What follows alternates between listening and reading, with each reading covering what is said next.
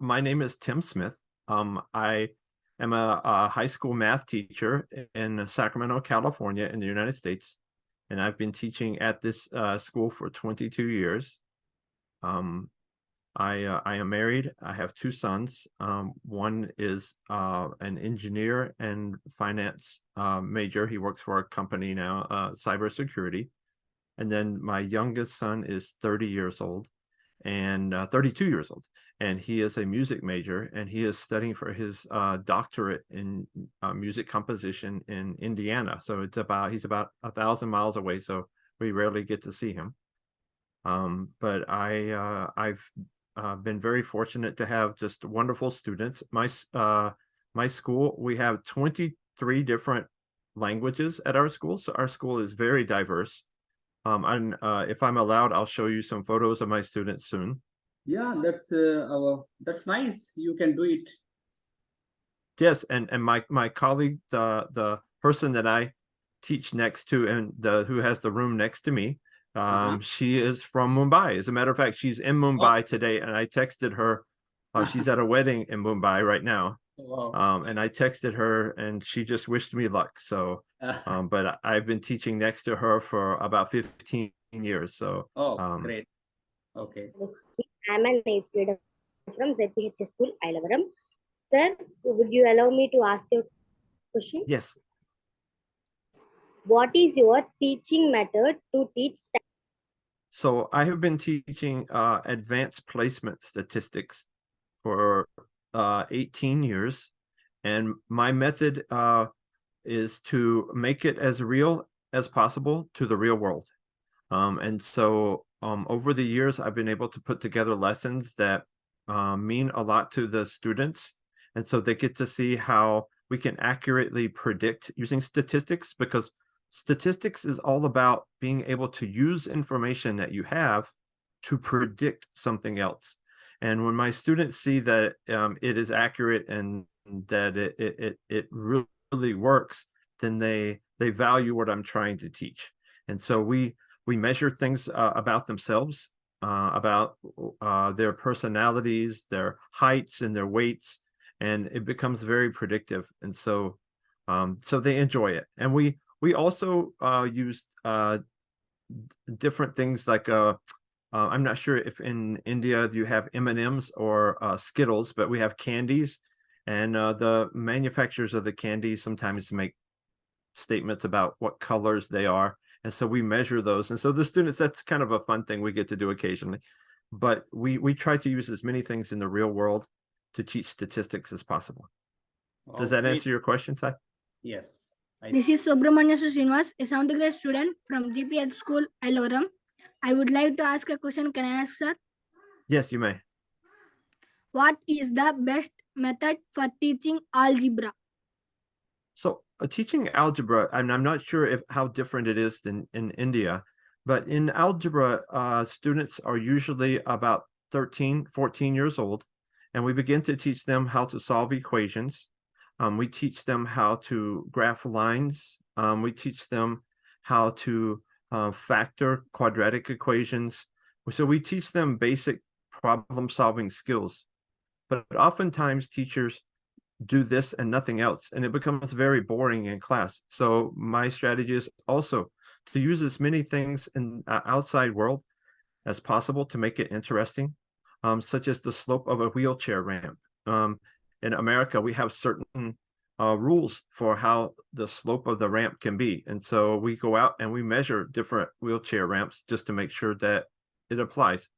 So to answer your question is that we try to make it as real to the students' lives as possible, because at age 13 or 14, sometimes it is very difficult for them to see how this math using it's abstract. Is the word okay for you, abstract? Yeah, that's perfect. That's perfect. Yeah. Sometimes for young people, it's harder to see the abstract as it applies to the real world. So I try very hard to make those connections. Yeah. So only creative teachers can do that. Math is, in fact, is not an easy subject to learn. In fact, I was very poor in math when I was at school. So But these days, many innovative teachers are coming in this generation, and they are trying to teach the math in a different way, just like what you are doing at present. So that makes the math easy for the kids to understand. It does. And before I became a teacher, I was in the military for a few years, and then I was also a meat cutter. Do you have those in the name for this in India? Yeah. Butcher, someone Yes, who cuts meat. Yes, butcher. Yeah. And so I worked in the real world outside of school for many years, and I saw the applications of math. And like your teacher, I wasn't that great in math either, but I saw its applications, and so I wanted to teach it. Oh, yes. Nandini, over to you. Yes, sir. Hello, sir. This is Nandini, an 8th grader from G.P.H School, Ilavaram. Here, my question is, how do you teach geometry in your classroom? Oh, geometry is the best. Geometry around the world. When I teach geometry, I teach my students to see how patterns are replicated, how the real world represents geometry. And so when they come back into my classroom, and I try to be excited about it, and I try to show them in buildings and plants and the way that art is created. And so when they come into my class, they're very excited to tell me about the geometry that they have seen out in the real world. And I know that in India, we have studied some of the patterns, such as in the Taj Mahal. Have you studied the patterns of the tiles in the Taj Mahal? No. So if you look, many of the geometric patterns that we study in high school geometry are represented in the Taj Mahal. And my students have replicated the entire Taj Mahal using the geometry that we learn in our class. Wow. So it's very impressive. So make it fun, make it real, things that you see in the real world. Thank you, sir. Sai Surya, over to you. Sai. So what is the philosophy to teach geometry? So my philosophy to teach geometry, and in America, it has changed.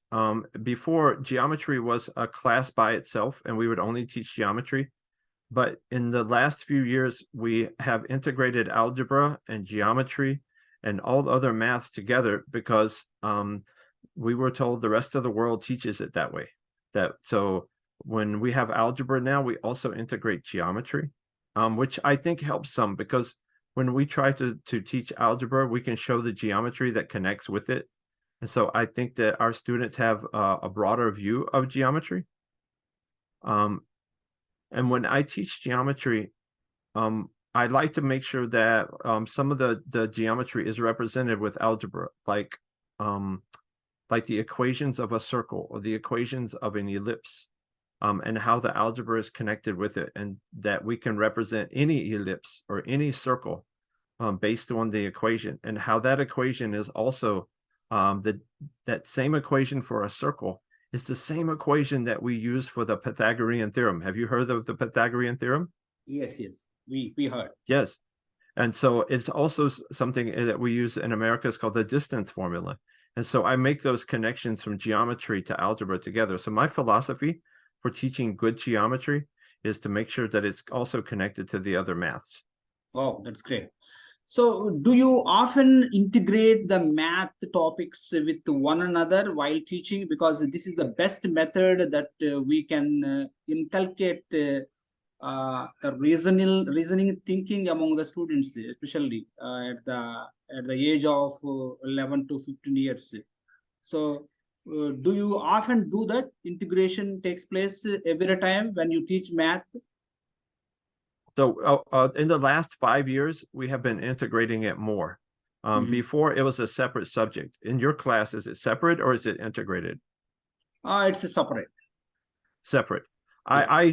There are good aspects about teaching separate because you can concentrate on different ideas. And Yes. I think now that we're integrating it, sometimes it's not fluid. It doesn't connect very well. And so teachers are still struggling. It's a new way of teaching. And Okay. I'm not sure that some teachers have been able to make the connections properly. Yes. So STEM and STEAM also, I think they are working on the basis of the same integration. Yes, yeah, I think so. Yeah. Yes. Yeah. Husniya, over to you. Yes, sir. Hello, sir. Hi, Husniya. how are you, Husnia? I'm fine, sir. What about you? Husniya, I'm ask sorry, I your think I question. missed it. Yeah. My name is Kusnia. I am studying 6th grade from Z.P.H.S School, Ilavaram. Can I ask a question, sir? Yes, you may. How do you teach algebra in a fun way? I think she broke up a little bit, sir. Ask again, How please. do you teach? How do you teach algebra in a fun way? Oh, how I teach it in a fun way. So like when I try to teach certain concepts, like my students, I'll give you some examples. I take a chessboard and I have my students put a grain of rice on one square of the chessboard, and then I have them double it on the next square, and then I have them double it on the next square. And I ask them if they can fill up the half the chessboard, then I have a prize for them. Well, obviously they cannot, because there's so many grains of rice by the time you get there. So they learn about exponential growth. And then I also ask them that I will give them a prize if they can walk out the door.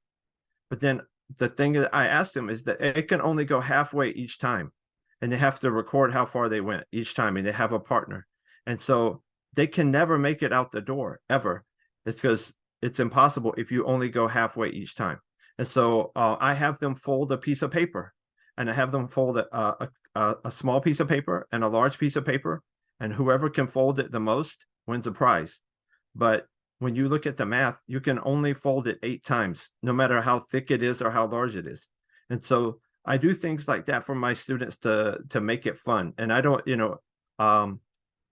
we play games. We have like American game shows. I take the way that the game shows are on TV and I make it into my classroom.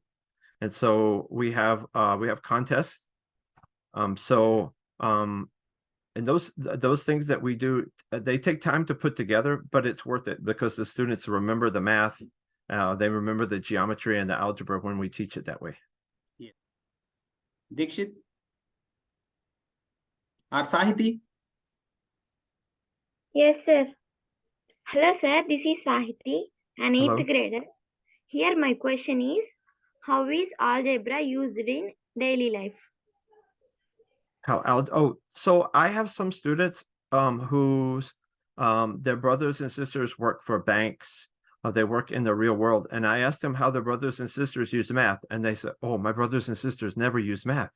And I was like, "It's impossible to work in a bank and not use math."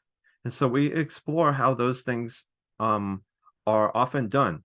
And so like someone building a house, they may say that they do not use math, but they take it for granted of those things that they do. And so when we ask the people in the real world, how do you use the math? And we ask them not just how you use the math, but how did you create this house? Or how did you count this money? Or how did you know that this interest rate was a certain amount? And then they begin to realize that they use math every day. And so the things that we look at, like taking a medication when you're sick, how it goes into your body and out of your body. Most students don't pause to think about how that happens. And so I think that by using as many examples in the real world as possible, students remember it. And it also helps me because I spent a lot of time working in the real world before I became a teacher. And sometimes I think that teachers that come right out of college to become a teacher don't get that advantage that other people get when they become a teacher later in life. And but I think all teachers should get out and explore life and learn those things that help them teach their subject. Yes, thank you. What are the challenges of teaching algebra? The challenges are that we ask students to be able to visualize things that they perhaps are not ready to visualize, or that they do not see that they will ever need. My students sometimes will say, I do not plan to go to college. I plan to work with my father or mother. I will never need this math. And so the challenges of the teacher is to show them that, yes, you will need this math, and that wherever they go, that they may not recognize that they need the math, but they will, or that the math that they'll use in their father's business or their mother's business is actually the math that we are learning in this class. And so it's very challenging to make them believe in this. And it's also, sometimes students have very low confidence in themselves, and you have to make them believe that they can do the math and that it's possible for them to understand it. Okay, thank you. Hello, sir. This is Meghana. Hello, Meghana. Hello, sir. This is Meghana. I'm an 8th grader. Here, my question is, what qualities you think a 21st century math teacher should obtain to teach effectively? So I think a math teacher should be able to have a grasp on technology. I think they need to understand the things that you like to do. I think that they need to understand the music. I need to understand the technology that keeps you occupied all the time, like your cell phone, and the way that you play video games, or the way that you like to watch movies, or the way that you buy things online, the way that you use the internet. I think that a teacher needs to understand that and be comfortable with that, and to keep growing with the students as they teach it. I've taught 22 years, and each year I never took for granted what my students knew. I asked them, what do you like? How do you use this? What is this used for? And so my students tell me about what they like to do, their technology, the apps that they use on the phone. And I think a 21st century teacher needs to make sure that they have those relationships with the students, that they can ask those questions and grow with the students and change with the students. Absolutely. Does that help? Yes. Thank you. Hello, Radhika. How are you, sir? I'm great. It's wonderful. It's wonderful to talk to you. This is Radhika. I am an 6th grader. I am from Z.P.H.S Ilavaram. Can I ask you a question, sir? Yes, you may. What is your special strategy to deal with students who are not good at math? So the students who are not good at math often have had a bad experience with math or no experience with math. And so I have found that unless a student has a special learning disability, then they can learn math, and it's about self-confidence. Maybe the math doesn't come as quickly to them, but in my teaching, I don't give up on students. And so sometimes it's very challenging when I have 40 students in a class, and I have some students that are very good in math and some that are not. And that I want those students who are not good at math to succeed also, but I don't want the students who are good at math to suffer by not getting my attention. And so those challenges are there, but I don't give up on those students. I try to use all the resources that I have, and I work long hours at night to come up with things on the internet or special activities to inspire those students. Can I give you an example? This year, one student, every day he's like, I don't like math and I can't learn it. And I said, I believe that you're going to be very good at math. And he did not like me at first because he didn't like me to push him. And so I pulled him outside and I said, the only reason that I'm pushing you is because I care about you, because I believe in you when you don't believe in yourself. And so if a teacher does that, the student may not become the best math student ever, but the student learns to appreciate the math and to trust the teacher and to learn. And I have had many students who consider themselves not good at math go on to honors math classes after they've had me because I believed in them. And you can ask your teacher, it is very hard to keep believing and having that faith in the student every day when they don't believe in themselves, but it works. Absolutely, I do agree with you. Tim, I have a question for you. How do you usually integrate math in teaching? How do you integrate technology in teaching math? So our students now have to learn computer programming. And so I understand some computer programming. I've taken classes in 3 different computer languages. And so sometimes I program my own programs. I use, in my classroom, I use computer every day. I make sure my lessons, even if I have it on paper, that is also digital. I use Google very much. We have a program in the United States called Desmos, DESMOS. And I learned how to program. There's a lot of activities in Desmos, but I also learned how to program my own activities. I use things that the technology that is interesting to the students. I give them opportunities to use their phone in my class. They're not allowed to use their phone unless it's for education purposes. And not all of my students have a cell phone, so I have to be aware of that. Since COVID, all of our students now have laptops, and most of the time they work, but they are getting very used now. My school is a very low income school, so we're not rich, but we are very successful, and so I try to use the technology that the students have available to them, and I try to make sure that like YouTube videos that that back up my lesson that I taught that day are available to students who are out sick. And I make sure that the lesson that I have, if I'm doing a presentation, it is also available to them at night when they go home so that they can view it again. So Tim, in Indian context, especially in the public school system in India, most of the public schools are located in villages, especially the remote villages in India. And when a student comes to school at the age of 11 years, most of the students, they lack the basics in math. And they are unable to even remember some basic concepts related to the math. So at the time, a math teacher, a efficient math teacher, has to teach him some basics, even though he is not supposed to teach at that age. Because if he continues to allow this guy to study the same school, and this guy is going to face a lot of problems in understanding the math. So similar situation when it comes to English language also. So I too have the same issues when I about to teach the sixth graders. Most of the sixth graders, 20% to 30% of the students, they don't have the basics in English. So I have to start right from the alphabet, and I have to teach them words and phrases and sentences, and it takes them a long time. But it's hard for me to cope up with the normal students as well as these false beginners. So I have to balance these two sections of the students in the classroom. So do you have this situation in your classroom?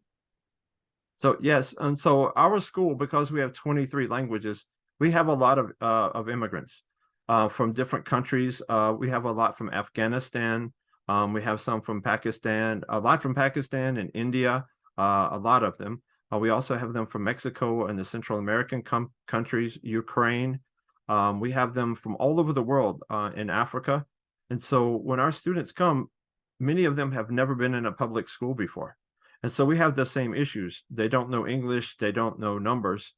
But perhaps it's different from your school is because we put all of these students in one class. And so we'll have 25 students who speak 15 or 20 different languages, and none of them speak English, and none of them know math. And so we have our teachers are specially trained to work with those students. We try to group the students who speak Urdu or Hindu or Spanish together. But we even have students who speak Chinese. Our students will get up and go help students that speak Urdu because I think our school is very special that they go across cultural lines and national languages to help each other. And it's really beautiful that they have that. But you are right. We are supposed to, by the end of the year, have them taught a certain amount of math when they don't know any at all. And so those teachers try to fill in the gaps. Fortunately, those students are in a class by themselves so that it helps to elevate them. But I do have students that are new to America that have only been in school 1 or 2 years in their whole life that are in my algebra classes or my geometry classes. And it is very challenging because you want to give them the support that they need, but it's a lot of work for teachers. Yes. So, Mr. Smith, you have been named as the best teacher of the year 2014. The California Best Teacher of the Year. So you have been to the U.S. White House and you met one of the greatest personalities of that period, Barack Obama. So could you please tell us your experience of reaching to this great stage where you received the award from the hands of the president of U.S.A. So that's really a great honor. Not all teachers get that opportunity to meet the president in person. So could you please tell us that experience? So some of my students nominated me for the teacher of the year for my school. And I'm not a teacher who seeks recognition. I love teaching students, and that's where I belong.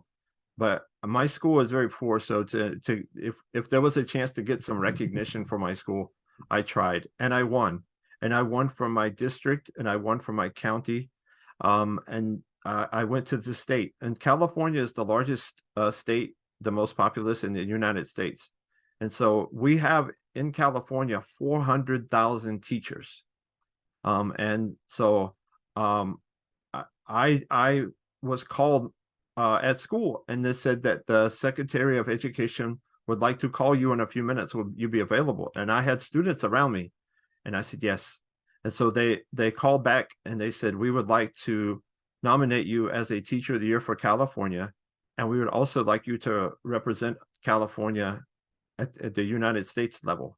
And I was shocked. And so I met my wife and I were invited to the White House to see President Obama. And so I was there for about 3 hours. And when I got ready to meet him, security came to me and says, you are not allowed to put your arm around him. You are not allowed to like give him a hug. And I said, that's okay. And so when they introduced me to him, he came up to me and he shook my hand. He put his arm around me. He gave me a hug. He said, hi, Tim, how are you doing? And so I have a photo that I'll show you in a moment with him with his arm around me. And he talked to me for several minutes and asked me for how my students were doing and how education was going in California.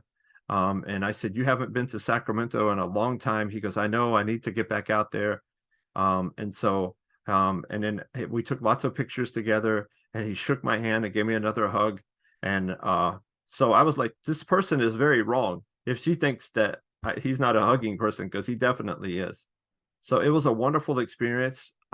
He's a very smart man. He cares about teachers and students and education. And so while I don't agree with everything that he does, I do respect him for what he tried to do. He's a wonderful man and a hero to me. So yes, yes. and Tim, I'll show you a yes, I'll show Tim, you you thoroughly deserve to get that prestigious award from the President of United States of America. Could you please share the photos?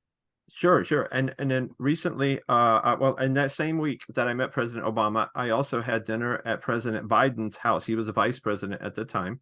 And so I will show you a picture of me with Miss Biden, his Please. wife. Please. And so so let's see.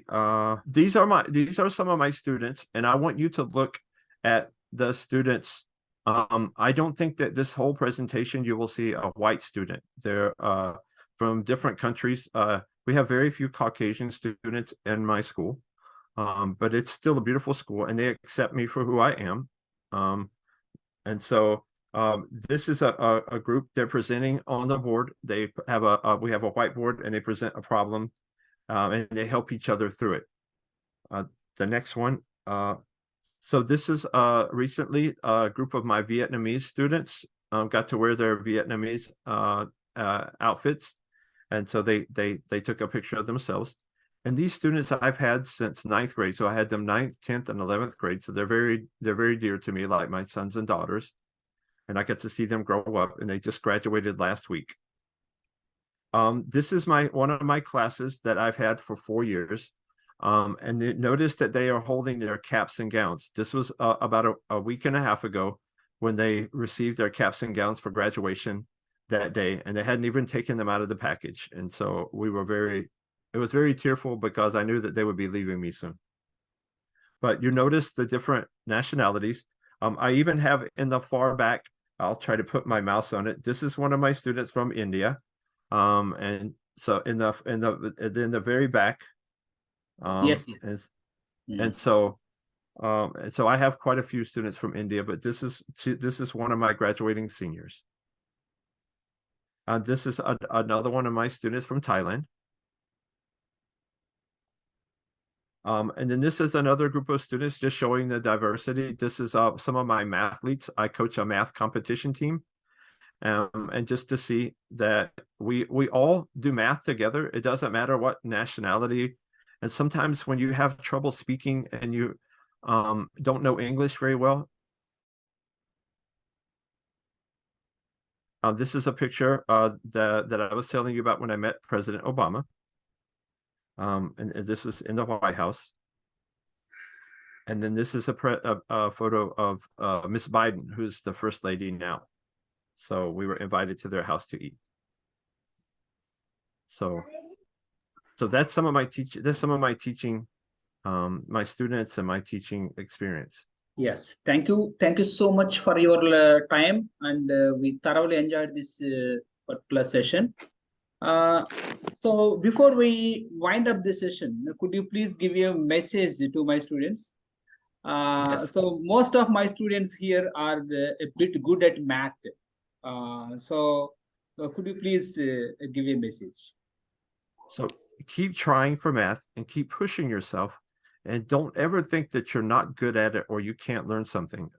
Trust your teacher, and then he will help you through it. And then some of the greatest feelings is when you do a really tough math problem that you never were able to get before and you get it. Imagine that feeling inside. And that's what learning math is about, and it's what learning is about. And then may I also say something about your teacher? In all of my experience and going around the world and teaching at schools in Japan and Europe, that few teachers have reached out to me like your teacher. So you must be very lucky to have a teacher like Hari Krishna. So please don't ever take it for granted that this person who is teaching you is just your average teacher, because I believe that you are very exceptional, sir. You must love your kids very much to work this hard and to arrange this and to offer them the opportunities to see other people, other countries, and other teaching. So you students, you are very blessed, and I'm very blessed to have met you, sir.